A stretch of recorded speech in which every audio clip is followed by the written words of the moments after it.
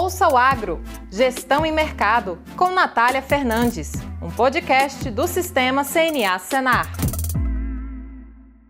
Olá, começa agora mais um episódio do podcast Ouça o Agro, Gestão e Mercado, seu podcast sobre mercados agropecuários e gestão de custos e riscos de preço em negócios rurais. O episódio de hoje nós vamos falar sobre o mercado de fertilizantes e decisões estratégicas para o produtor rural. Eu sou a Natália Fernandes, coordenadora do Núcleo de Inteligência de Mercado da CNA, e quem está aqui com a gente hoje é o Marcelo Mello, ele que é Head de Fertilizantes na Stonex. Seja bem-vindo mais uma vez, Marcelo. Ótimo, é sempre um prazer estar aqui, Natália. Já somos até um parceiro, né, Marcelo? A gente, com o CNA aqui, área de Inteligência de Mercado, consumimos todo o material que vocês geram da parte de análise de mercado de fertilizantes, de grãos, e é sempre muito relevante, porque tem pontos bastante específicos para a tomada de decisão do produtor, no caso, que é quem a gente atua aqui. Então, aproveito para parabenizar o trabalho de vocês, da Stonex, e essa parceria de estar aqui com a gente mais uma vez, já que estivemos juntos falando sobre esse assunto em meados do ano de 2023, lá em maio do ano passado. Então, é muito bom ter você novamente. Exato. E é muito importante para o produtor agrícola, né? Porque o fertilizante é cerca de 30% do custo de plantio das principais culturas agrícolas brasileiras, e identificar o melhor momento de compra é essencial, né? Porque hoje em dia os preços estão, na maioria das commodities agrícolas, pressionados, e então é muito importante ser competitivo, né? E 30% do custo é o maior custo, é bem importante mesmo. Realmente, hoje é o principal insumo, né, das atividades agrícolas. Exatamente. Durante a guerra, ali perto de 2022, assim que estoura a guerra da Rússia com a Ucrânia, nós chegamos a 40% do custo estava nos fertilizantes. Mas agora os preços cederam e nós estamos aí perto de 30% do custo, que é mais ou menos a situação normal para o custo do plantio. E Marcelo, você comentou sobre essa queda dos preços das commodities este ano e também tivemos aí um recuo nos preços de fertilizantes que vem já desde 2022, né?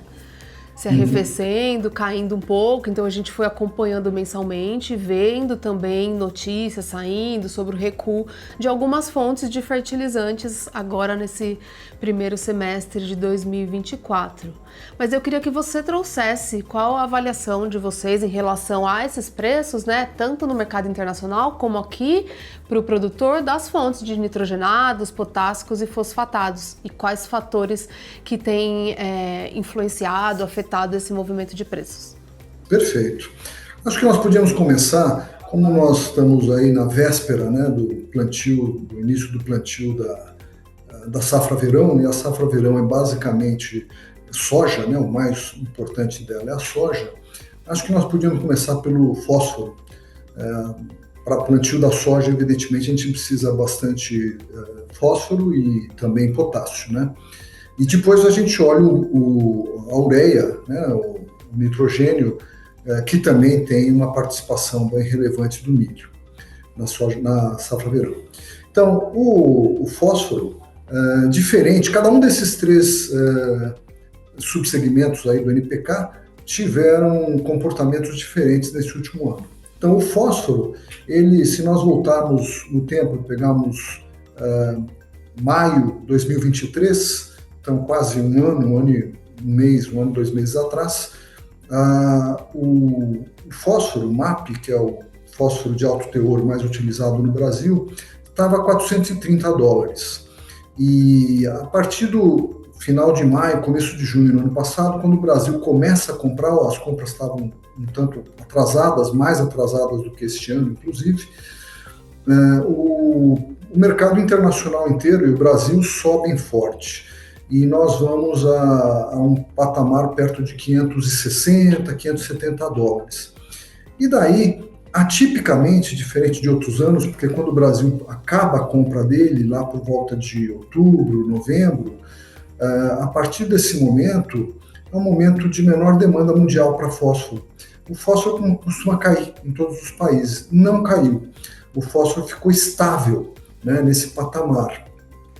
e de 560 a 570 ficou praticamente congelado por 7 meses, até maio desse ano.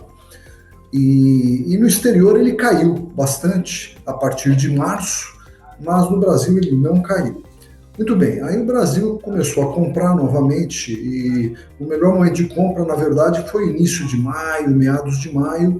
Por quê? Porque como ele ficou parado por 7 meses, o preço, se você tivesse comprado nesse preço 7 meses antes, 6 meses antes, 5 meses antes, você estava pagando sempre, sendo impactado de alguma maneira pela taxa de juros, né, que vai impactar em algum lugar o teu custo. E o crédito, que seja. E então, a partir de final de maio, o preço começa a subir. A compra brasileira, que aí sim pegou forte a partir de maio, aí o preço sobe. De lá para cá ele já subiu 10%, nós saímos dos 570, viemos para 630 mais ou menos. E em contrapartida, em todo esse período, todo esse análise que estou fazendo, a soja tem caído. Então a soja está bem mais baixa do que ela estava em maio do ano passado, principalmente se olharmos o preço em dólar por tonelada, em Chicago Board of Trade, né, e mesmo considerando o prêmio para o Brasil e tudo. Então a soja caiu nesse processo. Em vez de nós termos a soja subindo junto com o preço do fósforo, não, a soja caiu e o fósforo subiu. Bom, de fato, o fósforo agora, nesse momento, está no mercado um pouco apertado mundialmente, está subindo agora em todos os países, mas o Brasil está com um preço superior, é o Brasil que está puxando esse preço. Seja por conta da demanda mesmo nacional, agora concentrada para produtores que não tinham feito essa aquisição e agora precisam fazer a aquisição? Pois é, de fato, o que acontece também, vamos dizer, os grandes importadores no Brasil são as misturadoras, né? E as misturadoras, se nós voltarmos 2 ciclos para trás, voltarmos aí para a safra no ano passado, exatamente que foi plantada num momento logo depois de 2022, né, quando teve todo aquele problema, tínhamos risco de ter falta de fertilizantes, inclusive quando estourou a guerra. Então, as misturadoras acabaram tendo um ano muito ruim, porque elas acabaram sendo obrigadas a comprar a um preço muito alto, e houve um atraso da compra dos produtores agrícolas e eles tiveram que vender posteriormente a um preço mais baixo. Como eu dizia, em maio do ano passado o preço estava 430 e eles tinham comprado bem mais alto, né, as misturadoras. Então isso foi um problema e talvez por isso também, esse ano as misturadoras também atrasaram um pouco as compras dela, né, e isso está ajudando também os preços a subirem. Isso não significa, na minha opinião, que vai faltar fósforo no Brasil, porque agora o line-up está bem alto, as importações também estão recuperando e nós ainda temos aí mais 60 dias até de fato está começando o plantio. Então estamos bem, não vai ser problemático, mas isso pode estar ajudando os preços a subirem. Mas como eu disse, o Brasil quando compra agora nessa época do ano, ele é muito grande e ele realmente força o mundo todo a subir o preço e está subindo, né? A pena é que a soja está no lado contrário, então isso vai atrapalhar as relações de troca que a gente vai conversar daqui a pouquinho. Então, mas essa é a leitura do fósforo, né? Se nós pegarmos o potássio, de certa maneira, que é outro, vamos dizer, macronutriente bem importante para o plantio da safra verão, ele está no sentido inverso. O potássio, nós temos uma situação de fundamentos mundiais fraco, tá? A produção está bastante solta comparada com a demanda, isso implica também em produções novas que estão começando e para vir e que virão a se iniciar no futuro breve. E dessa situação, quer dizer, nesse cenário, apesar a estrutura de produção mundial de potássio ser bastante mais oligopolizada que o do fósforo, ainda assim os produtores de potássio mundial não estão conseguindo fazer o preço subir. O preço está baixo, o preço vem baixo, veio caindo ainda até março, mais ou menos. A partir de março ele ficou razoavelmente estável até agora, A chance de aumento de preço, se houver, é muito pequenininha daqui até o início do plantio. E, na verdade, a gente até vê, olhando para frente, até uma chance de queda de preço, mas aí a partir já de novembro, dezembro. Uhum. E isso tudo porque o fundamento do potássio não é o melhor nesse momento, mundialmente.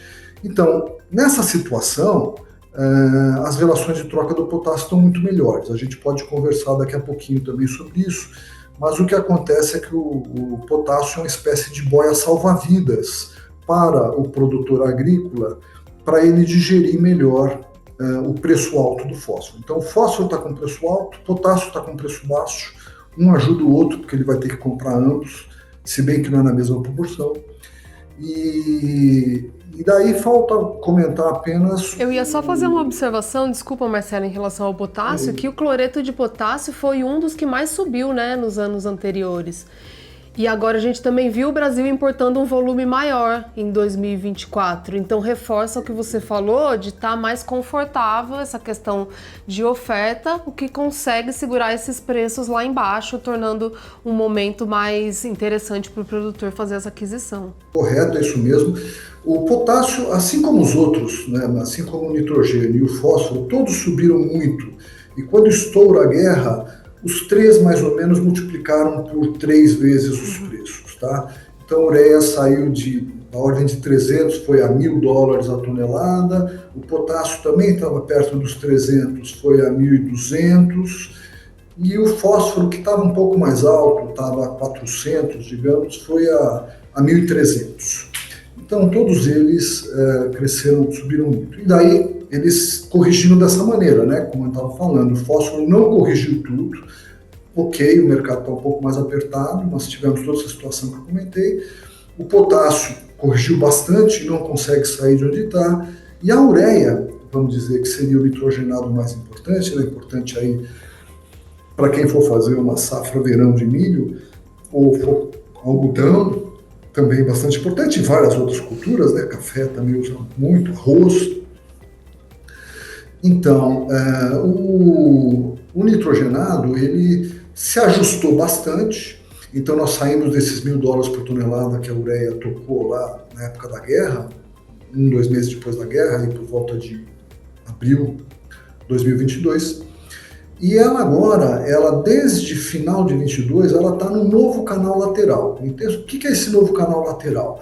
Ela varia entre um preço mínimo de $300, mais ou menos, tá? Pode vir a 290, 310, mas vamos dizer aí, ela tem um suporte perto dos $300 e ela tem uma resistência perto dos $400. É bastante a diferença, $100 em 300 é 33%, e ela é muito divertida, a ureia, porque ela é muito volátil mesmo, não só para aplicar, né, que a gente aplica e se não chover a gente perde a ureia, mas ela também é muito volátil em preço. Então, ela esteve em início de maio também a $300 por tonelada, teria sido um momento de compra excelente. De lá para cá, por diversas circunstâncias, ela subiu já mais de 10%, e estamos aí a 360, né? Então ela subiu quase 20%, né? Então nós estamos a $360, mas a gente acredita que ela ainda vai subir mais. Então, o momento, apesar de não ser o melhor de compra, ainda é melhor que ele compre do que ele não compre a ureia. E aí, fechando essa questão de preço, você citou, né? Que bom que a maior parte deles não tem tido um incremento muito significativo ou não estão com uma tendência tão expressiva de alta que dá um alívio para o produtor, mas só isso não é suficiente, porque para o produtor importa também por quanto ele está vendendo a sua produção. E aí a gente entra, como fica o resultado para o produtor olhando para as relações de troca das principais atividades agrícolas, que pelas até as análises que vocês divulgam, né, da Stonex que a gente acompanha, a gente vê uma piora das relações de troca, um momento desfavorável, inclusive num movimento inverso para esse período do ano, e acima da média dos últimos anos. Então, realmente, agora, um momento bastante desfavorável. E eu queria que você comentasse o que você destacaria, principalmente, desse momento agora e em relação às decisões que foram tomadas pelo produtor ou que venham a ser tomadas. Então, eu acho que esse é exatamente o ponto, a relação de troca. Vamos começar pelo fósforo de novo. O fósforo, nessa situação em que o fósforo está subindo, está forte, e ele pode subir mais ainda, acho que não cheguei a dizer, eu acredito que daqui até final de setembro, meados de setembro, quando vai começar o plantio, nós já subimos 10% e nós podemos subir ainda mais uns 5% ou mais, quer dizer, a gente ainda pode subir mais uns $50, chegar aí perto dos $680. E por outro lado, a soja, hoje de manhã, já é o terceiro dia que nós estamos no primeiro contrato Chicago Board of Trade, que é o contrato contínuo que a gente chama, abaixo de $11 por bushel. Nós estamos aí chegando a 10,70, 10,80 e estamos por aí. O milho pior ainda, comparativamente com a soja, o milho está mais baixo ainda, o milho estava abaixo de $4 por bushel também em Chicago. E todas essas cotações acabam refletindo no Brasil, né?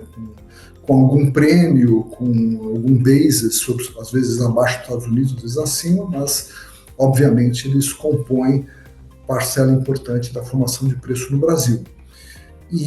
Então o que acontece? As relações de troca estão ruins. Para o milho estão péssimas, elas estão aí dentro da faixa de fósforo para milho, nós estamos dentro da faixa de 10% piores relações de troca dos últimos 5 anos, o que é ruim, obviamente, mas para o produtor americano, que é imenso produtor de milho, né, produz 3 vezes mais milho que o Brasil, é um desastre, né?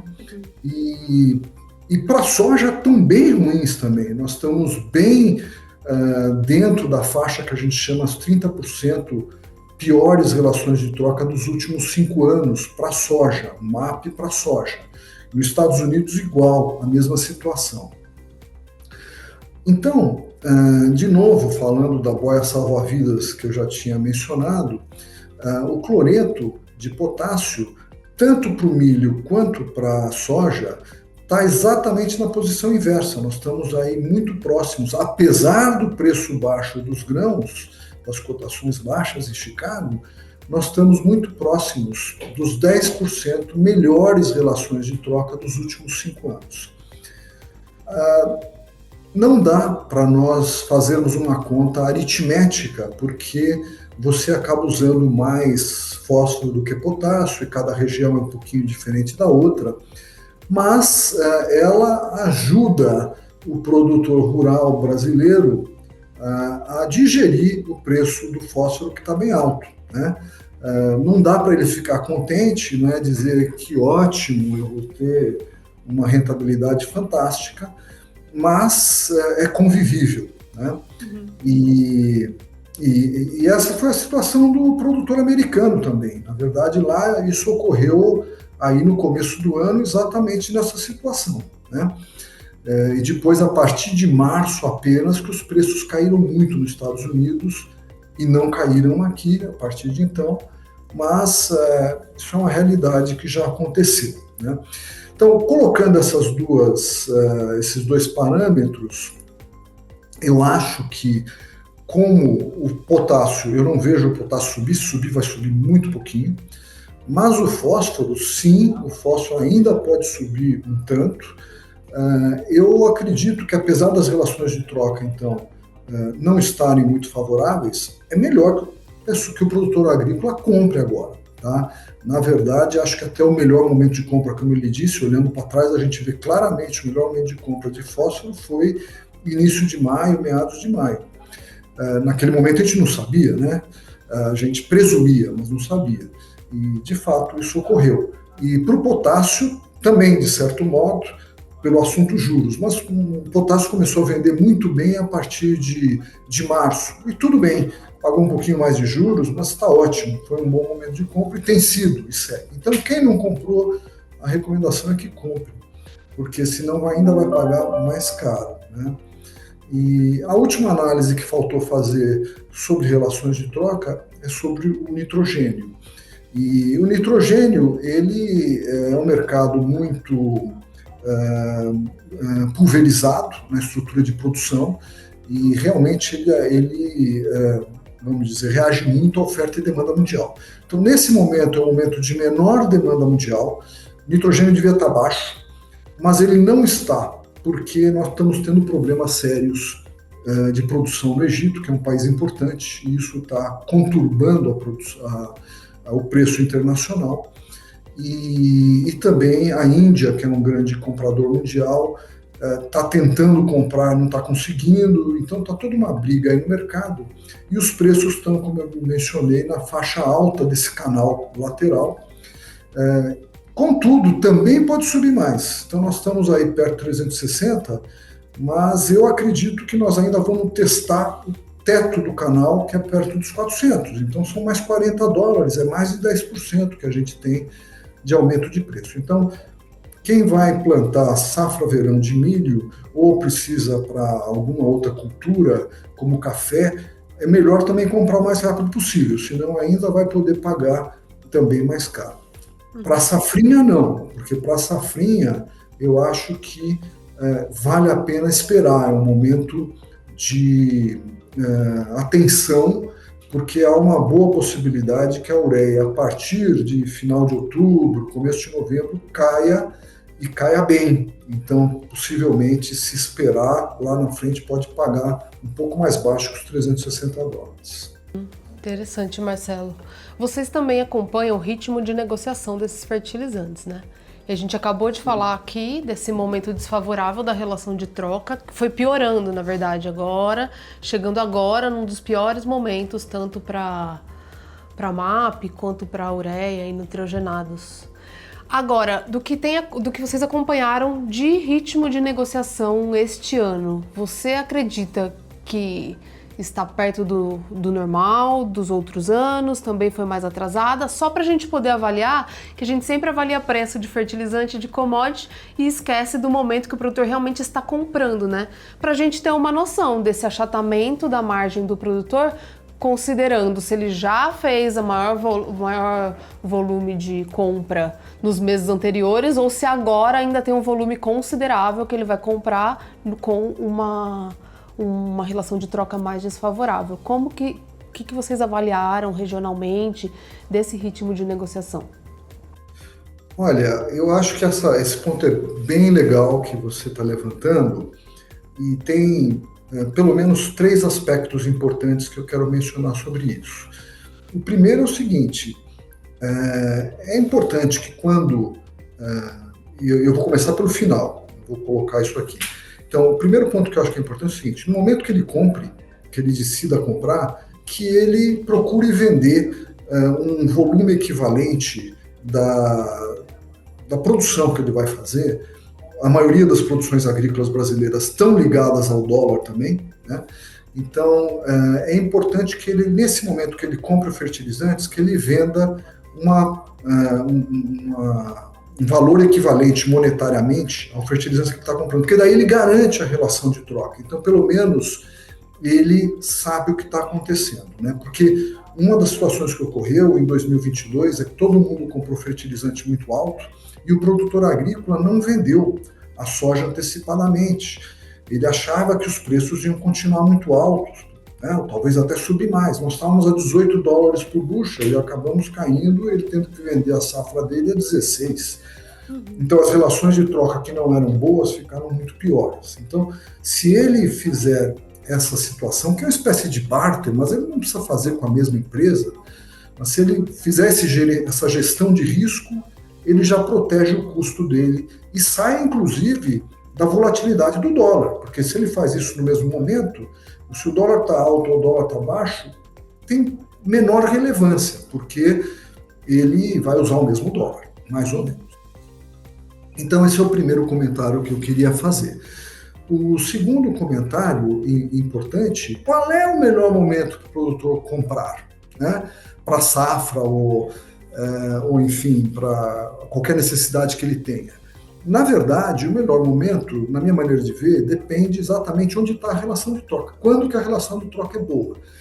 Ou pelo menos quando que o preço de compra do fertilizante é muito atrativo e dentro da janela que ele tem de compra, a janela possível de compra, ele está fazendo um bom negócio. E nesse caso volta para o primeiro ponto, porque na hora que ele comprar ele tem que fazer a venda dos grãos para garantir que o negócio vai ser bom, senão ele pode perder o pé. Ou, de repente, também pode ocorrer o inverso. De repente, os grãos estão muito altos e vale a pena ele vender, ele acha que é um bom momento de venda, daí ele devia tentar comprar fertilizante para garantir uma relação de troca boa também. Então, serve dos dois lados, mas, de novo, a gente volta para aquele ponto. Então, é muito importante ele estar ciente do que está acontecendo no mercado e tentar comprar nesse momento, que é um bom momento de compra, né? E os bons momentos de compra, por exemplo, para a ureia, eu já mencionei, foi em maio, né? Mas alguns compraram, nem todo mundo quis comprar, porque ainda era uma antecipação da compra, tinha uma série de situações, né? Porque só vai precisar da ureia para a safrinha lá em dezembro, janeiro, né? Então muita gente não quis comprar, agora tem que esperar para a safrinha. Muito bem.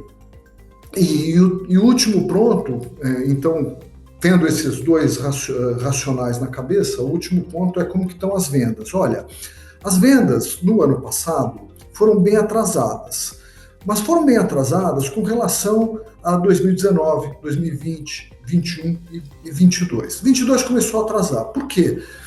Porque em 2019, o melhor momento de compra foi muito antecipado, porque os preços de fósforo e mesmo potássio estavam muito mais baixos, muito antecipadamente, e foram obrigados, inclusive os produtores internacionais de fósforo e de potássio, foram obrigados a fazer cortes de produção para poder equalizar os preços, né?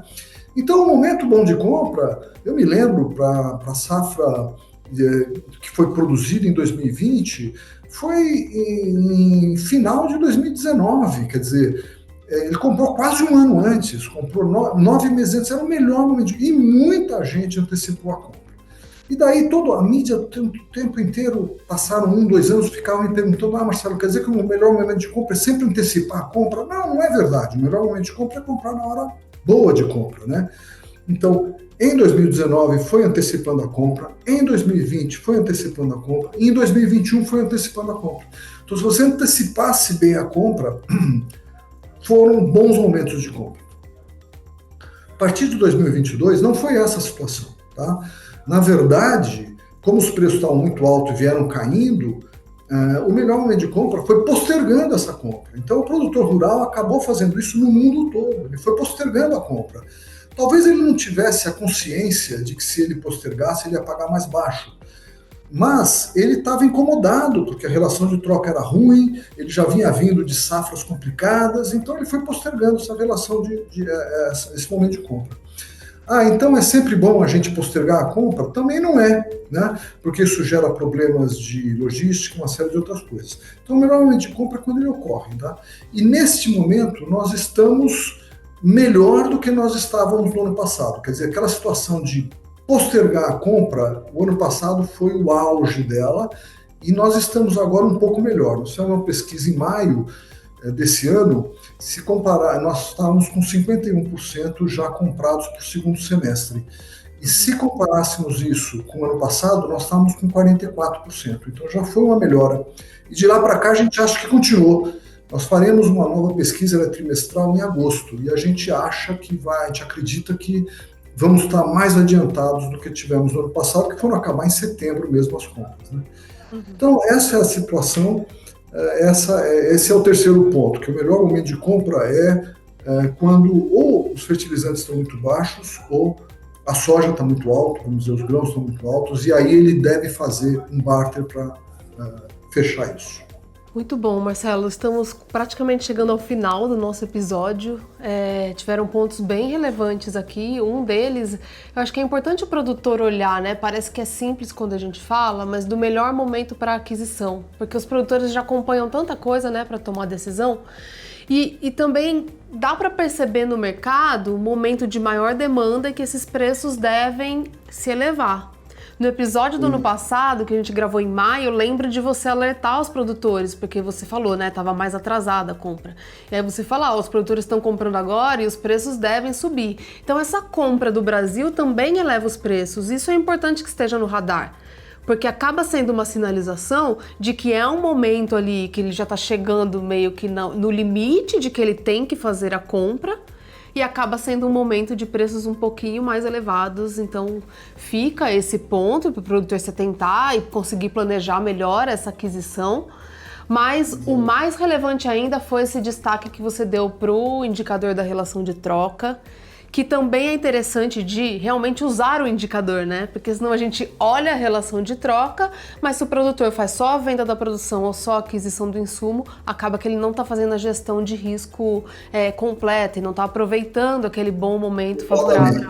Exato. E aí fica um pouco com aquela gestão falha, né? De que ele não fecha uma ponta e ainda fica assumindo o risco ali na atividade. Então é bastante importante que você trouxe esses fatores, esses fundamentos do comércio internacional também, de demanda e de oferta. E aí já fechando, eu queria que você falasse resumidamente o que você considera relevante, além desses pontos que você já citou, de tendência de preço de queda para os próximos meses somente dos potássicos, né? E ainda uma possível elevação de nitrogenados e fosfatados para os produtores comprar, mas que você deixa aí o seu recado final, alguma questão bastante estratégica que você considera para o produtor para esta compra agora e também já para o ano que vem, né? Para a próxima, perfeito. Então, na verdade é o seguinte, a tendência é de alta. O potássio menos, porque ele praticamente não tem força, se subir vai ser muito pouquinho, mas de alta na ureia e no MAP, até setembro, outubro. Depois, a partir de outubro, novembro, a tendência é de queda de todos os três. Então, tanto da ureia, quanto do MAP, quanto do potássio. O potássio menos, porque ele já está bem baixo, mas a ureia vai estar dentro desse canal que eu me referi e o MAP tem uma chance maior de cair. Inclusive, se a gente olhar mais para o longo prazo, exatamente, eu entendo que o mercado de fósforo esteja um pouco mais justo internacionalmente, mas quanto mais os grãos caem, eu não sou um experto em grãos, inclusive eu não sou autorizado a falar de grãos formalmente pela Stonex, mas eu vou dar a minha opinião pessoal de quem está no mercado vendo e olhando fertilizantes. Eu tenho a impressão que há uma boa chance, a menos que haja uma quebra imensa em algum grande produtor mundial de grãos, entre eles, nós estamos falando do Brasil, Estados Unidos e Argentina, se não houver uma quebra imensa, possivelmente o preço de grãos no futuro vai estar mais baixo do que está agora. Então, olhando para frente, eu acho que o fósforo é o que terá que cair mais fortemente no futuro, porque o preço do fósforo está alto realmente, né? Comparado aí com o grão. Isso fecha bem, Marcelo. Recentemente saiu a projeção da OCDE, né, para 2033. E para preços, ela sinaliza exatamente isso. Recuo nos preços corrigidos pela inflação, né, até 2033. Leve, mas recuo da maioria das commodities, tanto agrícola quanto pecuária. Então fica esse ponto mesmo, né? Não é o cenário que o produtor espera. A gente ainda não tem a estimativa da safra do ano que vem, mas ao que tudo indica, se não tiver nenhuma questão climática ainda, inclusive do El Niño comprometendo muito esta safra, né? A gente não sabe a partir de 2025, mas em 2024 pode ter um volume considerável pelo Brasil, que sempre vem elevando sua produção. E aí, como você sinalizou, já ficar de olho nessa possível aí, nesse recuo dos preços ainda para os próximos anos, no caso de grãos. Bom, Marcelo, muito obrigada pela sua participação mais uma vez. É uma satisfação muito grande ter a Stonex com a gente e você trazendo essa atualização com dados atuais e relevantes sobre o mercado de fertilizantes e ajudando aí os nossos produtores a tomarem a decisão. Obrigada mais uma vez. Perfeito, Natália. Eu que agradeço e fico à disposição. E você que ficou com a gente até aqui, muito obrigada pela sua audiência. Esse foi mais um episódio do podcast Ouça o Agro, Gestão e Mercado e até o próximo episódio. Tchau, tchau! Ouça o Agro, Gestão e Mercado, com Natália Fernandes, um podcast do Sistema CNA Senar.